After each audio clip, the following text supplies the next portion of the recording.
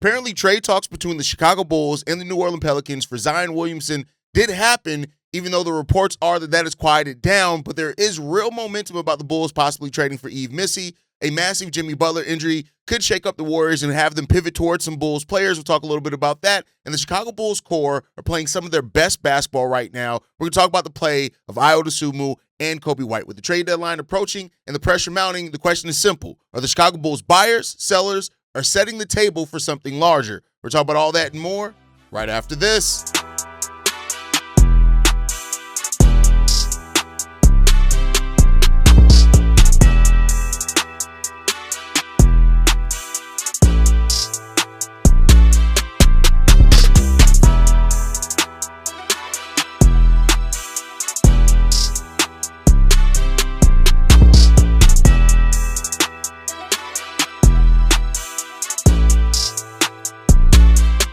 What's going on, Bulls fans? Welcome to another episode of Chicago Bulls Central, your number one spot for everything Chicago Bulls related. I'm the host, Eric Hayes, but more importantly, you guys can follow the channel at Bulls Central Pod on every social media platform we happen to be on. With that said, let's go ahead and get into this content for today, y'all. And I want to start off with this report. This dropped yesterday, a little bit before the game, and this is all Bulls fans were talking about in it. Now, I don't think this is really anything new that we've heard in this. Now, I get it that the aggregators took this article from Joe Cowley. They took a specific part out and kind of pushed it. But I think, everybody was bringing up, well, did you see, Hayes? The Bulls and Pelicans were having talks centered around Zion Williamson.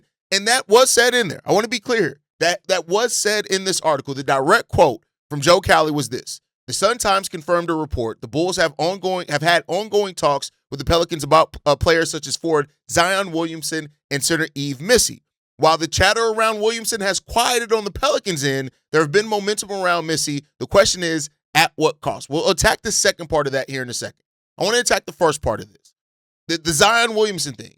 It says, even in the Joe Cowley article, it has quieted. You know what that aligns with? That aligns with the report from Brett Siegel that said that the Pelicans were no longer looking to trade Zion Williamson, that they are looking to keep him and Trey Murphy and Herb Jones, and they're keeping that core together as long as Jeremiah Fears and Derek Queen, and they want to give that core time to see how they're going to develop, how they're going to play together, and see exactly what they have in those guys before deciding to make a pivot or a trade. So that is the first part of it. So all these trades that everybody's come up with to get Zion to the Chicago Bulls, you guys know, one thing here about Bull Central is that I'm going to separate the BS from the real, right? And it's again, he did say it in the article, but I think people are purposely leaving out the part where he said the talks around Zion have quieted down. So it's very unlikely that the Pelicans and the Bulls, even if they are engaged in trade conversations right now, that Zion Williamson are part of those trade conversations. So my boy Vaughn, everybody else that has been doing these kind of trade packages and things to get Zion to the Chicago Bulls, chill out on that, because it does not seem like that is part of the conversation anymore. And that aligns with what we've heard from other sources in regards to the Pelicans and what they want to do with their roster here at the trade deadline. So I get it. I hear you guys. It sounds all great, all those type of stuff. But at the end of the day, it does not seem like it's going to happen. It does not seem like Zion Williamson and the Chicago Bulls are going to be doing business together this time. And so I just wanted to point that out because I do think that part does need to be talked about before we talk about the rest of it. But the fact that we keep now hearing, this is now the third report in about 4 to 5 days that we've heard about the Chicago Bulls and Yves Missi and the Pelicans having conversations on that. Does that necessarily mean that it's going to happen? No, but it does mean that those conversations are happening. The Indiana Pacers are a team that's in on it as well. There's some other conversation with some other players that are also in on it as well. And so I just want to be clear on that the Bulls to the Missi, Yves Missi to the Bulls conversation, it makes sense. And it is a player that, like I've said before, at 21 years old, 2 years left on a rookie scale deal, it all makes sense for that. Yves Missi is a really, really good defensive player. There's no ifs, ands, or buts about that. Yves Missi is a good defensive player. The Pelicans' defensive rating goes down by almost 10 points. And keep in mind, the lower number is the better number. So when I say go down, I should say improves. It improves by almost 10 points when Yves Missi is on the basketball court. And considering he's a player that's only averaging about 18 minutes per game, that's pretty damn good, right? Now, the Bulls have gotten caught up in thinking that players and what they do in smaller roles is gonna work out to a larger role before. Think about Javon Carter. Go and look at all the advanced analytics when the Chicago Bulls signed Javon Carter. It all pointed to a guy that was going to be a really good point of attack defender and a really good three-point shooter and could possibly even start and run the offense a little bit. That did not happen. Now, I'm not saying that Yves Missi is Javon Carter at all, but I am saying that for people that think that Yves Missi is going to be the fix-all for the Chicago Bulls issues, that remains to be seen. Now, on the flip side of that, we've seen young players that have stepped into larger roles before, and they have given more in larger roles. So it's a calculated risk for the Bulls. And the reason why I say it's a calculated risk if the Bulls were to trade Yves Missi is because, again, I still think, and I still maintain this, you still got to find your center of the future because Yves Missi up until this point has not shown that he can be a consistent starting caliber center for you. He can start some games. Make no mistake about that. And in those games, he's going to play defense. He's going to rebound well. He's going to do those things as a starter. But we have not seen the things from Yves Missi yet that points towards him being a everyday starter for you. Now, I've said this before, and I said this on last night's live stream. When it comes to Yves Missi, I do see at minimum he can be Amir Sheik, a modern Amir Sheik for the Bulls, and a player that gives you really great production coming off the bench, really gives you flexibility in how you build your lineups. He owns that backup center role, and you can start some for him. But when it comes time for him to be a starting caliber center, like when Amir Sheik did become a starter for the Houston Rockets, that experiment lasted a few years before you realize, all right, that production he was bringing off the bench ain't going to be the same. And there's something to be pointed to that. As a starter this year, Yves Missi started 7 games. He's averaged 22 minutes in those games. He averaged 6 points, 1 block per game, 5.7 rebounds, and he shot 51% from the floor, only taking 4 shots per game. I'm not mad at that, right? I'm not mad at any of that. He's a center that understands and knows what he is, but he is limited. Now, I do think playing with Josh Giddey, playing with Trey Jones, playing with Ayo Dosunmu, and the fact that he does run as a big, and how those guards can get him the ball in transition if he just runs the floor really well, I like that, right? And if you end up losing Zach Collins this offseason or don't want to pay the price tag of what Zach Collins, you got your backup center in Yves Missi.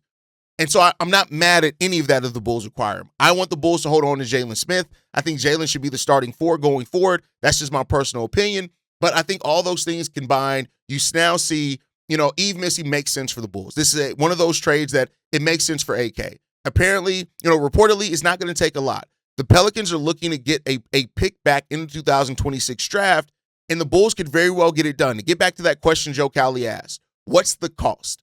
And I would say that it seems like the cost isn't going to be too high. And I say seems like because none of us are in those trade conversations. None of us are in those talks. I can't say for 100% certainty what's going to be requested, but I can say this, is that they wanted 2026 first. And if the Pelicans pick looks like it's going to convey, even if you can try to convince them to take it anyway, I think that that the Portland pick does a lot for that in that case, right?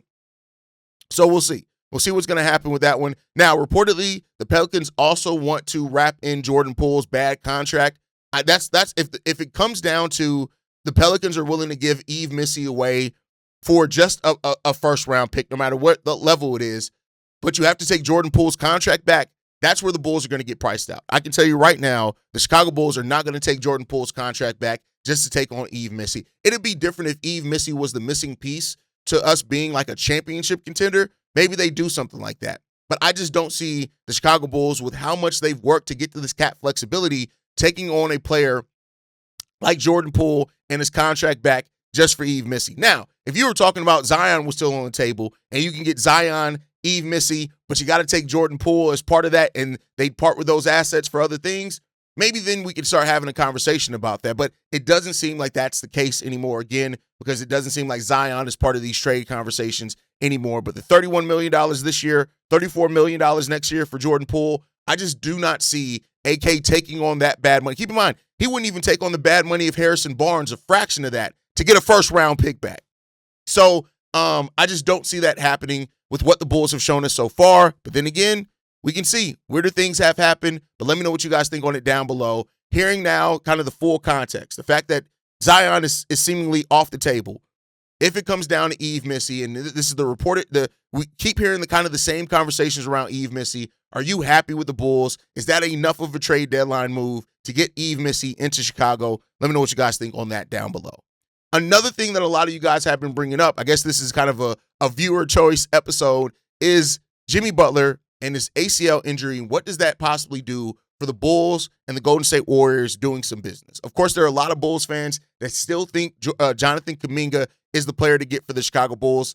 You know how I feel about Kuminga. If it just cost the Vooch contract, why not take a look at it? Why not try to see what Kuminga could bring to this team? I have my questions and my doubts about fit. I think that, especially with Modest Buzelis and Josh Giddey being on the roster still and Kobe White, I just don't see Jonathan Kuminga's ball-dominant nature fitting in with this team. He's not a great shooter. He's not a great off-ball player. He's not a great passer to be on ball as much as he is. But a lot of people have asked the question of, all right, let's even take the Kuminga part out of it. Could now the Golden State Warriors pivot towards wanting to get Nikola Vucevic in on this team to try to supplement a little bit in what they need at their big position? And I mean, here's the thing. I don't know how the Golden State, keep in mind, Jimmy Butler was their all-in move last year at the trade deadline. Trading for Jimmy Butler was their move to go all in to try to, in their mind, put this team in the best situation to compete for a title while Steph is still performing at the level that he's performing at.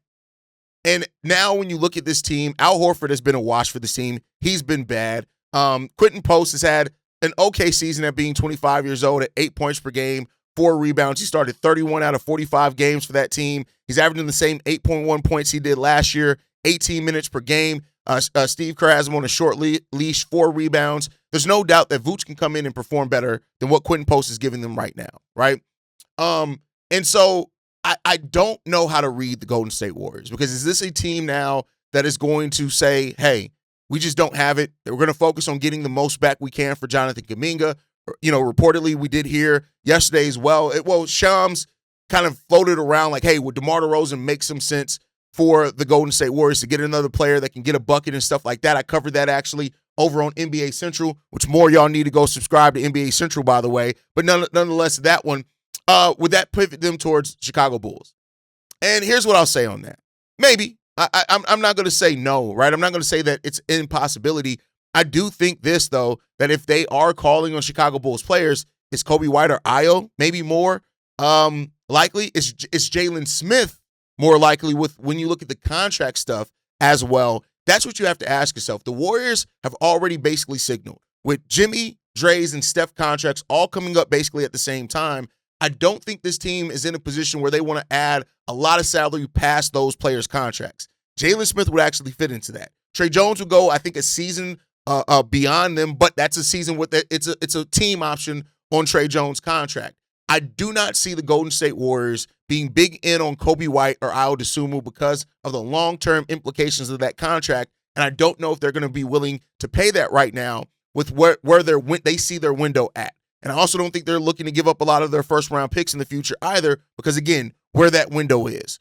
So, Vooch, okay, I can see it happening. Jalen Smith, Zach Collins, Trey Jones, those players would actually maybe be even more likely for the Golden State Warriors via the fact that they're role players. They can fit in with a lot of the guys that they have there. They don't have a lot of long-term money back. The contracts kind of align with what they need to get, if they want to align with Dre and Steph's contract. So that's the thing that I'm looking at right now. Those are the things that I'm seeing right now for the Bulls. I get it. Kuminga is a hot button topic for Bulls fans. It has been all season long. There's some Bulls fans that are so convinced that the Bulls are going to walk away with Jonathan Kuminga. I don't know if that's necessarily going to happen. But hey, the Bulls have the contracts that fit. If it ends up being Jonathan Kuminga, not to say that can't happen. I just don't necessarily see it being a big item for the Chicago Bulls. Would they be looking at Isaac Okoro as well? Like, I think that's the level of players that the Golden State Warriors, keep in mind, they don't have a lot of depth. They had to sign almost their whole entire bench about a week before the season started because they had to wait on the Jonathan Kuminga thing. So I do think the Golden State Warriors could be interested in depth. And for anybody who's talking about the Bulls and getting Jimmy Butler for cheap, hey, listen, at making almost $50 million at 37 years old off an ACL injury, no, stop it. Just stop the bullshit. No, that's not going to happen. So, we'll see what's going to happen with the Golden State Warriors. I wouldn't be surprised if them and the Bulls at least talk as far as trades, and some trade rumors pop up here in the next couple of weeks until the trade deadline. But I don't see them as being a natural fit for the Chicago Bulls. And we'll see. We'll see. Again, weirder things have happened. The contract of Jonathan Kuminga and Nikola Vucevic can almost be swapped one for one. We do know that Arturas Karnisovas loves his one-for-one trades, so that can be a thing there. And we'll ultimately see what's going to happen here. But overall, the Golden State Warriors, I don't know. I don't have a really good finger on the pulse of the Golden State Warriors and what they're looking to do here at the trade deadline, but we shall see. But in talking about a couple of the Bulls players, I want to highlight some of Coby White and Ayo Dosunmu. The last 5 games for these guys has been really, really good. Coby White has started to wake up mainly in the last 2 games, but over the last 5, Coby White is averaging 9.2 points per game, 4.2 rebounds, 4.6 assists, 52% shooting from the field, and 46.2% shooting from three-point range. What does that mean? That means that Coby White is kind of back to playing and shooting at an efficient level. If he can keep that up, that's exactly what we want to see from Coby White. And like I've said before, whether you're a player, somebody who wants to see Coby White traded or you want to see Coby White stay, Coby White playing better is good for the Chicago Bulls in either one of those fashions, right? So if Coby is going to start back shooting the ball more respectively, keep in mind, he started off the season shooting the worst percentage of his NBA career at like 32%. He's gotten up to now the 35.5%, which is still the second lowest of his NBA career, but it's kind of more in line with how he came into the league. Coby White is heating up from 3 recently. He's getting to the free throw line still the most of his NBA career, and he's starting to shoot the ball better overall from the field. We're seeing Coby have a better understanding and feel of the game, getting into the rhythm, getting to the rim, and then letting the three-point shot start falling for him. And that's what you want to see from Coby White. If Coby is going to either be here or be a big trade piece, Coby has to be playing well, especially at a time period where he's been dealing with injuries. He hasn't been playing the best that we've seen over the course of the season. Coby White is back playing exactly how we need Coby White to play. And we'll see if these last 2 games become more consistent for him. When it was against the Brooklyn Nets, I even said, hey, it was against the Nets. We'll see what he does against better teams. He did it against the Clippers. And surely, Coby White has had 2 games the month of January where he scored in single digits, and he's had now 2 straight games of scoring over 20 points. We'll see what Coby White's going to do. 2 straight games of shooting over 55% from the field, over 60% from 3 over the last 2 games. And, it's still a very small sample size. Every other game in January, he shot sub 30% from 3. So it's still way too early to say that it's going to be consistent for Coby White. But if he starts proving that it can be consistent for him, I think that says a lot, right, about either value for Coby. And Ayo Dosunmu, who had a slow start after coming back from injury, he's right back almost where he was. 15.4 points per game over the last 5 games, 3.8 assists, 2.2 rebounds, shooting the ball 53.6% from the field and 52% from 3. And he's averaging 1.4 steals per game over those last 5 games. Ayo Dosunmu has been such an important piece to this Bulls team for the entirety of the season. And Ayo Dosunmu's efficiency as well is really what makes him so special, because he can go off without needing a ton of shots, and that's important for a Bulls team that likes to spread the ball around. We don't want the ball to stick. I just talked about how I don't think Jonathan Kuminga fits because of how ball dominant he is without being a solid passer and all those type of things. You can't say that about Ayo Dosunmu. Ayo Dosunmu is a really good passer. He is a willing passer, especially in transition. He attacks in transition. He's doing what he's doing right now, averaging almost 15 points per game on 10 shots per game, which is, by the way, the most of his NBA career. It's crazy to say that Ayo's never had a season yet of averaging over 10 points per game for an entire season. We'll see if he can do that for the first time this year. But Ayo's playing really good. And these are, with Ayo's contract extension not going to be as much as what Coby White's is, it leads a lot of saying, hey, Ayo Dosunmu is having a great year. He's improved by over 10% from 3. He's had the biggest leap this year as far as three-point shooting percentage. He's shooting right now 14% better from 3 than what he did last year, and 6% better than any other best season of his NBA career.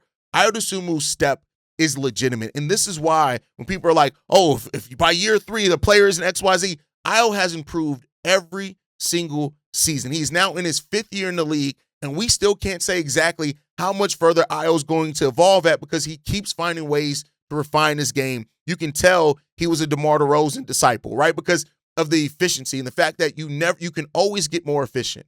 And that's the thing that makes Ayo special for this Bulls team, is the efficiency in which he plays with. So as we get closer and closer to the trade deadline, now basically 2 weeks away from the NBA trade deadline, the fact that Coby and Ayo seem like they are on the path to play their best basketball is really good for the Chicago Bulls. One way or another, we'll see. Now, I do think if the Bulls are winning. The Bulls find themselves one game below 500 with the fifth toughest schedule remaining in the NBA. So everybody who wants to find out who and what this team is, this is where we're going to find it out. And, we'll see what they do over the next stretch of this time. And like I've said many times before, the Bulls front office can't really afford, I don't think, to just wait for full health to make a move. Now, that doesn't mean that they won't, but I don't think they can really wait to make that move. But we'll see. The Bulls right now, the remaining Bulls opponents on the season have a winning percentage of 52%. So, hey, for the people that say, hey, the problem with the Bulls is they play down in competition, those opportunities to play down are become less and less as the season goes on. The Bulls have a very tough remaining schedule, and we'll see what they're going to do with it. Josh Giddey is set to return here this week, probably in the next game on Thursday against the Minnesota Timberwolves. And Zach Collins is not returning until after the All-Star break, which means after the trade deadline. So we're gonna see what this team can be and what they're really made of. This is the stretch for the Chicago Bulls to really show us some stuff. And I know we say that a lot. At this point, there's like 2 points of this every season, and the Bulls usually fail at doing it. We'll see if they can perform better at this point and actually show us more this season, because I would love to see the Chicago Bulls team actually do something. So let's see what they do. Let me know what you guys think and feel down below on everything. Thank you guys for tuning in. Things are about to get real interesting for the Chicago Bulls. The Bulls are winning games, which is good. The core is stepping up, and the league is calling on some of the Bulls players. Tough decisions are coming for this team. These next few weeks could really finally tell us what this franchise really wants to do, how aggressive AK really is going to be about getting some of the things that's been lacking on this team for years. Drop your thoughts in the comments down below. Tap the like button. Make sure you guys are subscribed to the channel as well. Make sure you guys are following us at Bulls Central Pod. You can send us any feedback, questions, comments, concerns, bullscentralpod@gmail.com. And lastly, if you want to leave a text message and our voicemail for the mailbag, the number to do so, 773-270-2799. We're the #1 spot for everything Chicago Bulls related, but that is thanks to you, lovely and beautiful people. And like I like to end every episode on, stay safe, go Bulls, and always see red if you can, y'all. Peace. This has been a presentation of the Break Media.